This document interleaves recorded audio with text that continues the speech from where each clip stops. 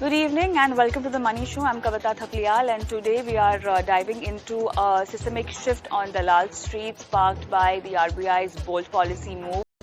RBI Governor dropped a double-barrel monetary bazooka, a surprise 50 basis point repo rate cut down to 5.5% alongside a massive 2.5 lakh crore liquidity injection via a 100 basis point CRR cut and a shift in stance to neutral. Now, these aggressive measures aim to rejuvenate growth and ease liquidity constraint, especially benefiting rate-sensitive sectors like banking, real estate, automobiles and NBFCs. But today, I have with me two industry thought leaders with us, Lakshmi Iyer and Adil Shetty, to help decode the policy outcome and help you with your loan EMI and investment planning. So good evening and welcome both of you. A very important day and a day where we did not expect this kind of a surprise. But Lakshmi, coming to you first, from a debt market lens, I'm asking this question. How do you interpret the RBI's dual move of 50 bips repo cut and 100 bips CRR cut? Is this more about liquidity or signaling confidence? So I would say, Kavita, it is a three-way move, not just a 50 basis rate cut, a stance change, which they had done just in the previous policy to accommodative. Now that has changed to neutral, but also 100 basis points of CRR cut. Now, we need to understand that 1% or 100 basis points of CRR cut means a durable banking system liquidity equivalent to 2.5 lakh crores. The last time we had seen a CRR rate cut like this was in the pandemic period. So the clear messaging to the bond markets or the markets in general is that there is clearly a necessity for transmission of these rate cuts into the real sector. So I think that is the biggest messaging.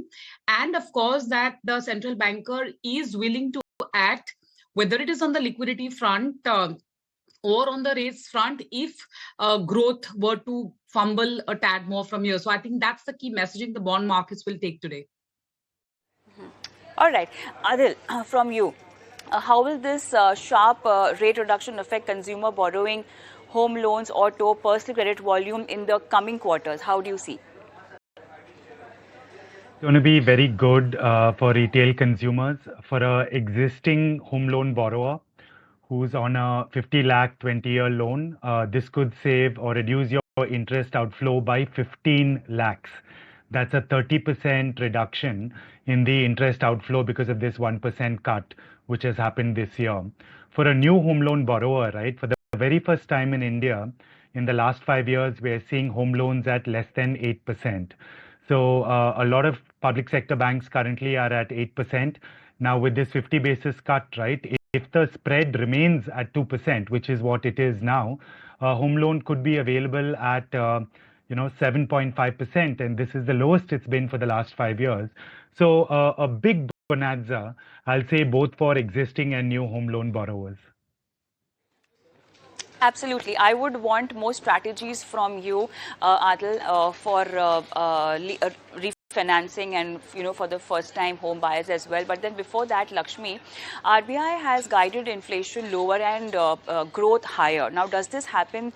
Does this open the door to a lower for longer rate environment, or is there a risk of overestimating disinflation also? How can we look at it? No, clearly we are looking at a slightly long drawn, I would say, lower interest rate scenario, I would say, because, and not just in India, in fact, it's globally. If you see, inflation, look at ECB, for example, they started cutting rates even when inflation was above their target zone, and now it is coming well within their zone. In case of India, our headline CPI is at just about 3.2%. But looking at the vegetable disinflation, looking at a favorable monsoon scenario, and the fact that monetary policy has to be forward-looking and not reactive, I don't think we are really going for the overkill. There were two options, Kavita. You could have actually done a tranche of 25 each, or given the fact that transmission takes its own time, you've just done a front loading of that, and moving to neutral means that there might not be an immediate expectation of the rate cut, at least the next 3 to 4 months. So I'd say it's a slightly long drawn thing, given where we are on the global front, where all is not well clearly. Absolutely. Adil, coming back to the loan question now, is this an immediate relief, or we have to wait, we have to see what kind of a benchmark our loan is actually linked with? What should be the next step coming Monday? Loan borrowers should be going and, talking to their relationship managers about. Let's bucket people into two parts, Kavita. So the first is we're telling people at Bank Bazaar that if you're on a repo rate loan, automatically your rate goes down. This can happen either next month or within the next 3 months. So I'm on a home loan contract which resets every month, but there might be people where the reset is every 3 months. So if you're on a repo linked loan, the benefit will flow to you. Now, by default, right, your bank will keep your EMI the same and will reduce your tenor. That's the way it always works when the repo rate changes. Now, like I said, right, a 1% cut means on a 20-year loan, you're paying 36 months lower tenor. So you're saving 3 years of EMI outflow, which in terms of interest outflow is a 30% saving. The example I gave was on a 50 lakh loan, it's about a 15 lakh saving. So these people have to just wait. It might happen in 1 month, it might happen in 3 months, but your only job is waiting. However, right, there are people who now can look at a refi. Now, people in refi, right, fall into two buckets. Now, very interestingly, data shows us that 1 in 2 borrowers with the public sector bank are still on a MCLR or on a non-repo linked loan. These people, right, if they see that they can get a 0.5% saving, they should look to refinance to a repo rate. That's one refi option, either with your bank or a new bank. But lastly, right, even if you're on a repo loan, spreads have been changing. So what I mean by that, right? Spreads above repo used to be 2.5% 3-4 years ago. Now I am seeing spreads at Bank Bazaar, right, where banks are offering a spread of 2%. So you might get a 50 basis point lower rate, even if you're on a repo rate loan.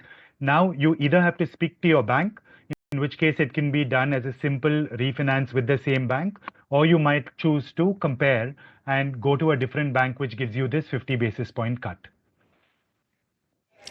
All right. Let's talk about debt investment. And Lakshmi, do you see increased corporate bonds issuance or renewed appetite for longer tenure papers as a result of this move now? What's your outlook on spreads in the AAA and AA space now? So clearly today's 50 basis move has come as a surprise to most market participants, Kavita. Hence, the yield curve will have to readjust lower. On the yield front, we expect the shorter end of the yield curve to come down faster, given that it's a combination of rate cut as well as CRR, which will infuse more durable liquidity into the markets. So the longer end of the curve might not come down as sharply as the shorter end, and the resultant will mean that the spreads will widen. On the corporate bond side, you will see a similar kind of a downward shift with specific interest fulcrum around the 5 to 7 year kind of segment. But clearly, corporate India is set to borrow cheaper, which will definitely help them improve their balance sheet. All right, Adil, for first-time borrowers now, I mean, anytime it's the right time if you've decided you want to buy a home or you want to have that kind of a purchase, but good time to go out and take a home loan. Very good time, Kavita. Like I said, when this morning started, large banks, PSBs were offering loans at 8%. Now with the 50 basis points cut, right, we might see a new home loan as low as 7.5%. Honestly, in the last 5 years, I can't ever remember having seen anything like that. This is a good time compared to, if I was borrowing in Jan, I was taking a 50 lakh loan for 20 years. Today, I can take the same 50 lakh loan for 20 years with a 1% cut, my EMI is 3,000 rupees less per month. So it's a brilliant time for a first loan borrower. I think we're at the lowest of the rate cycle we've seen in the last 5 years. Great time to lock in a good rate. Adil, one more question to you over here. Now, Bank Bazaar data shows consumer credit behavior also. Now, what are the early trends you're observing? And since we have this announcement now, what is the likely trend going to be? So we've seen that the delinquency numbers have started to abate. I think that was also covered in the announcement, especially on the unsecured side, including credit cards. I think there's a lot of consumer aspiration and demand. Now with the rates coming down, where home loans are going to be sub 8%, with the CRR releasing liquidity into the system with banks wanting to lend, I definitely see an uptick.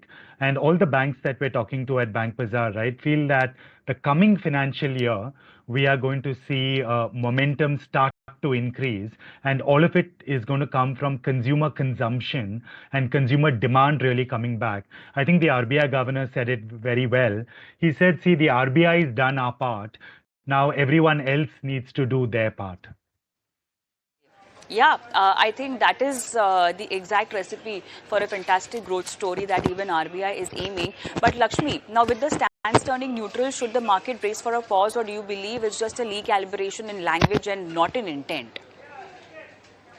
So the markets were not very enthused because of the stance change, though they should have focused on the fact that you got an upfront or a front-loaded sort of a rate cut. So that's the reason you're seeing some consolidation in the markets right now.